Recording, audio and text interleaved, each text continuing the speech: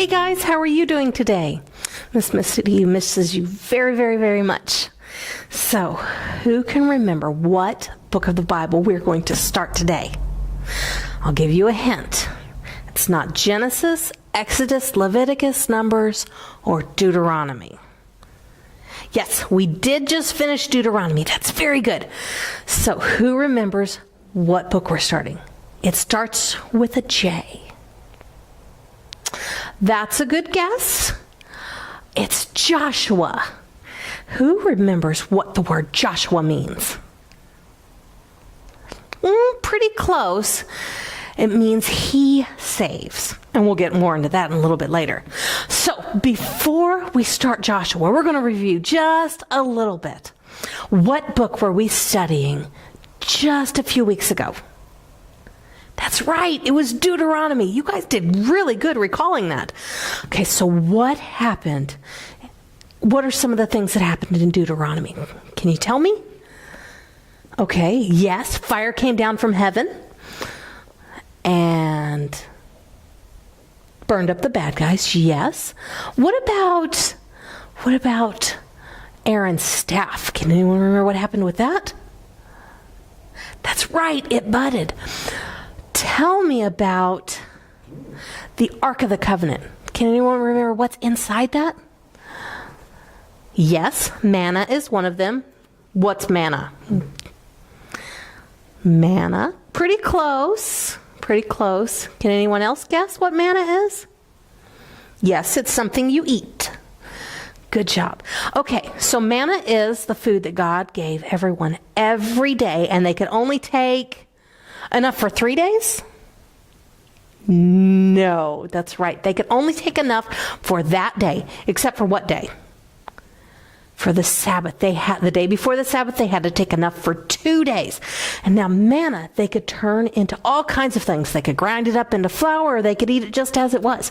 God fed them every day. That's so wonderful. Good memory. All right, now, what else happened?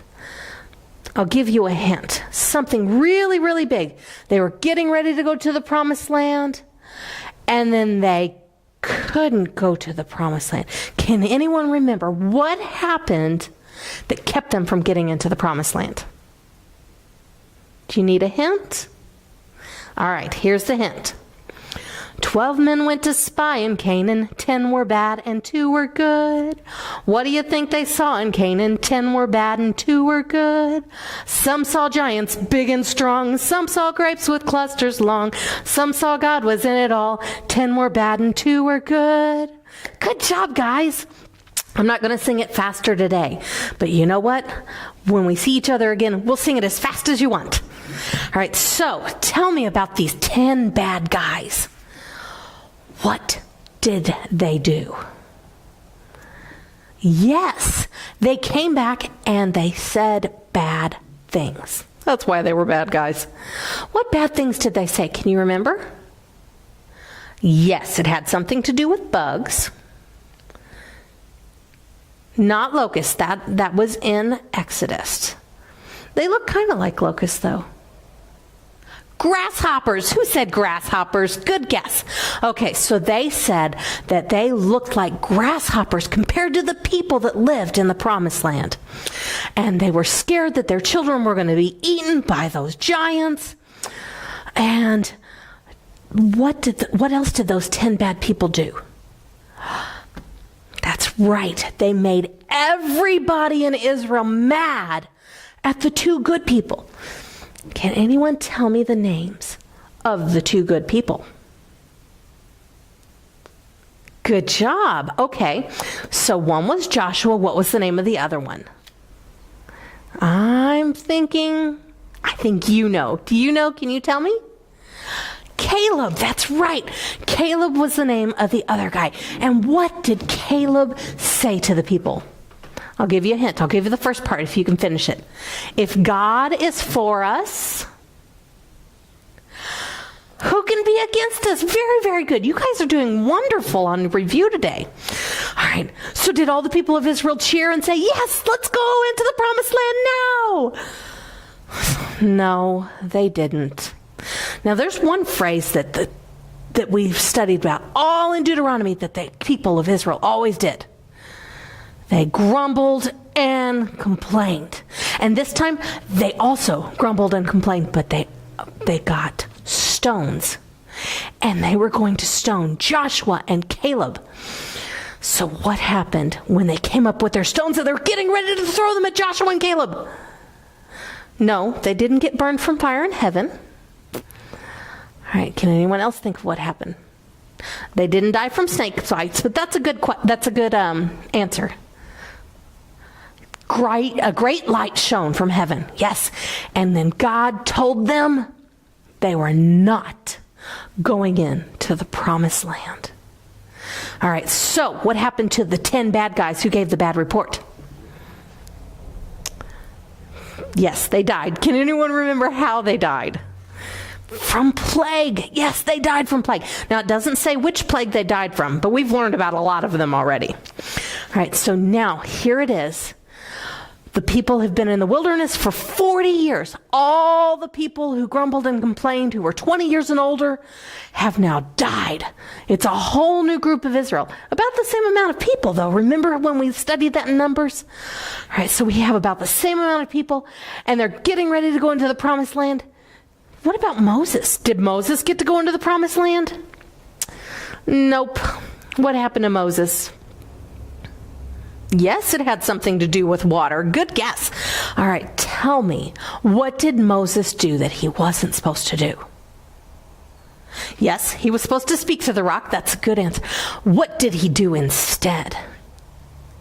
He hit that rock. I know. Why was it bad? It worked the first time. That's right. God told him to speak to the rock, and he didn't speak to the rock. He did exactly what God told him. God didn't tell him to do. So Moses didn't get to go to the promised land. He got to see it, though. God took him to the edge of the mountain and let him look at it, which is better than nothing. So now Moses has died, and Joshua is now the new leader of the Israelites. So we have a few things to say before. One, God gave us 2 ears and 1 mouth so that we can what? That's right. We listen twice as much as we talk. And what's the other thing? Can we say it all together? The Bible is the inspired word of God. Every word in the Bible is true. Very good. All right, so we're starting in Joshua, verse 1. After the death of Moses, the servant of the Lord said to Joshua, the son of Nun, Moses' assistant. Now, wait a minute. Before we go any further, what's different about this Lord than some of the other lords? I'll give you a hint. We've been over it several times. That's right. It's capital L, capital O, capital R, capital D. Who remembers what that means? Yes, please tell me what it means. That's right. They said that he is the creator of all, of everything. All right, so verse 2. Moses, God is telling the Israelites, Moses, my servant, is dead. Now therefore arise, go over this Jordan, you and all this people, into the land that I am giving to them, to the people of Israel. Every place that the sole of your foot will tread upon, I have given to you, just as I promised Moses. From the wilderness and this Lebanon, as far as the great river, the river of Euphrates, all the land of the Hittites to the great sea forward, the going down of the sun, all of that shall be your territory. Okay, so who has seen The Lion King? Do you remember when Mufasa takes Simba up to the ledge and he says, look at all this land, son. All that the light touches shall be yours. So that's what God's doing with Moses right here. He's telling him, from here to here to here to here to here, this is the land that I'm giving to you and your people. All right? So, no man shall be able to stand before you all the days of your life. Just as I was with Moses, so I will be with you. I will not leave you or forsake you. Now, this next phrase, we're going to say together because we hear it 4 times in the first chapter alone. Are you ready? Okay.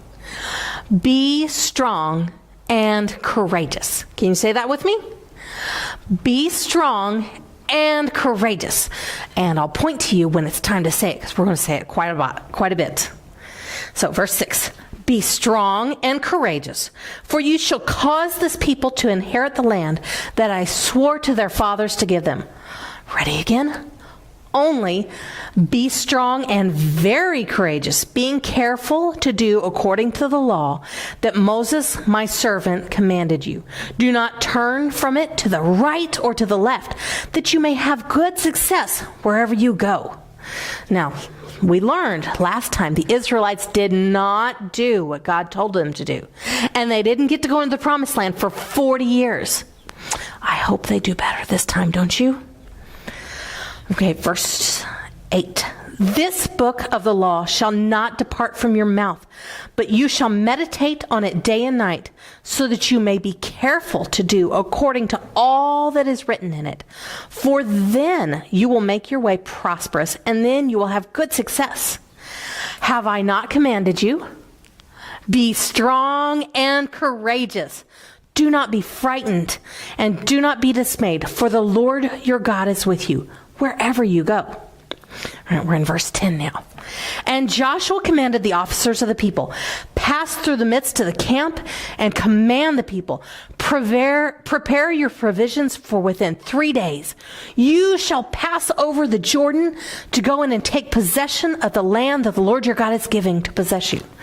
Now, we've heard about the Israelites going over another big river. Well, it wasn't a river, it was a sea. Can you remember the name of that one? That's right, it's the Red Sea. Now, the Jordan is a river, and they're going to go over that too. All of Israel. I wonder if they're going to do it just like Moses did before. You know, where he stood there, and all night long the wind blew, and the waters parted, and they crossed over on dry land. Let's find out if they do it the same way.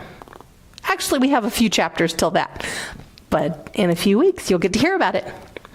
All right, verse 12. And to the Reubenites, the Gadites, and the half-tribe of Manasseh, Joshua said, remember the word that Moses, the servant of the Lord, commanded you, saying, the Lord your God is providing you a place of rest and will give you this land. Your wives, your little ones, and your livestock shall remain in the land that Moses gave you beyond the Jordan. But all the men of valor among you shall pass over and armed before your brothers and shall keep them until the Lord gives rest to your brothers as he has to you. And they shall also take possession of the land that the Lord is giving to them. Then you shall return to the land of your possession and shall possess it, the land that Moses, the servant of the Lord, gave you beyond the Jordan toward the sunrise. Now, why are these 2.5 tribes, they have their land. They wanted the good fertile land. So why are they going to fight in the land they're not going to live in? Do you remember? So I hear it. Somebody said they made a promise. That's right. They made a promise. They promised to the Lord that if he gave them this good pasture land that's on this side of the Jordan River, that they would go and fight with the rest of the Israelites for the promised land. So they have all this wonderful pasture land, but they're still going to fight for what the rest of everybody has. All right, and then after that, after the fighting men come, then they'll go back and they'll live in the land that they already have. And they answered Joshua, all that you have commanded us, we will do. And wherever you send us, we will go. Just as we obeyed Moses in all things, so we will obey you. Only may the Lord your God be with you, as he was with Moses. Whoever rebels against your commandment and disobeys your words, whatever you command him shall be put to death. Only, that's right, be strong and courageous. Now that's the end of chapter 1.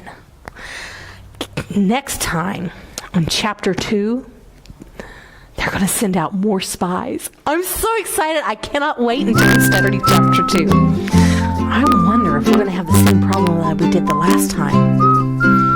What do you think is going to happen? Do you think they're going to have a bad report again? That's a good idea. We'll find out for sure next week.